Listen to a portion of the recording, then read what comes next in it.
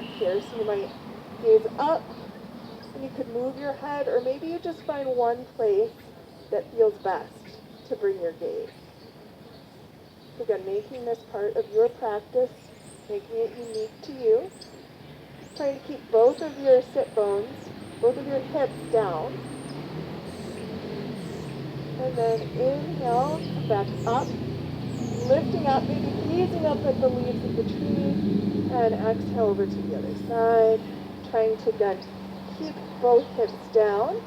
And notice if your top shoulder tends to round forward, see if you can pull it back.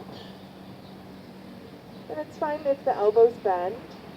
And maybe exploring where you bring your gaze here. It could be dynamically moving your head, it could be holding.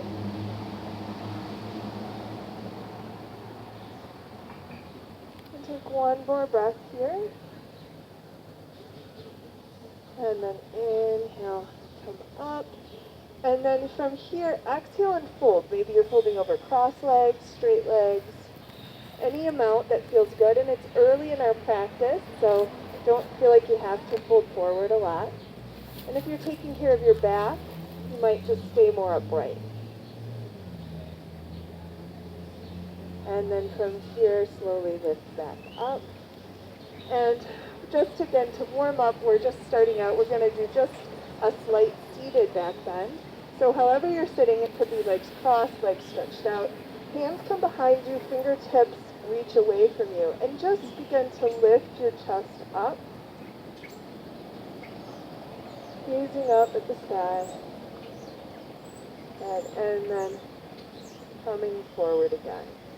From here now we're going to switch to hands and knees. So transitioning at your own pace, but being careful and mindful of that transition.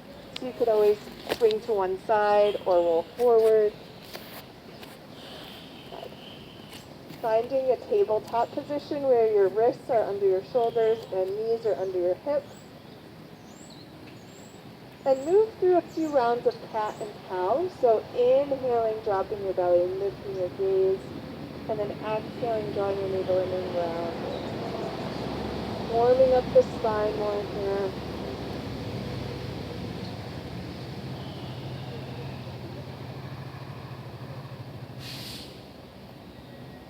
And then after your next exhale, come back to center, back to neutral table. And then we'll do some side stretches from here. We'll inhale at center and we'll exhale, gaze over our right shoulder towards our right hip. And you're bringing your shoulder and your hip closer together like a C shape with the spine. Stretching the left side. And then inhale to center, exhale over to the left. And just do this a few times with your breath moving dynamically.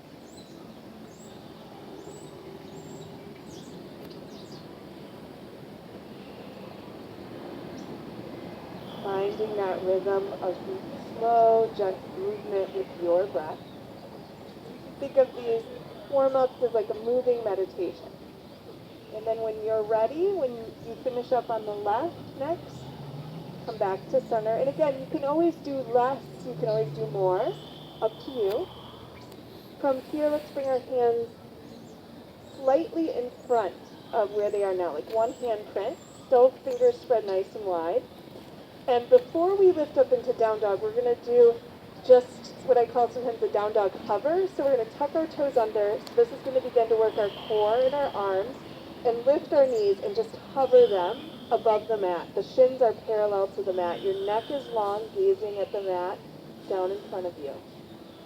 Taking one or two breaths here, so not forgetting to continue to breathe. And then slowly dropping down.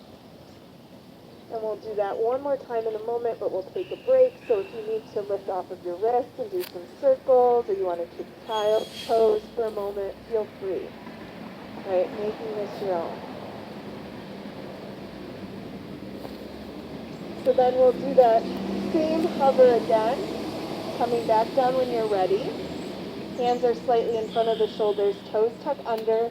Inhale, lift your knees, and take a couple of breaths here. Still with the deep, even breath. Gaze is down in front of you, neck is long, navel is drawing in towards the spine. feeling the tapas, the heat, beginning to rise. And then from here, we're going to lift our hips up and back to downward facing dog, Adho Mukha Svanasana. And then from down dog, you can begin to walk in place, bending one knee and then the other. And if down dog is too intense, feel free to come back down to table or take child. Up to you.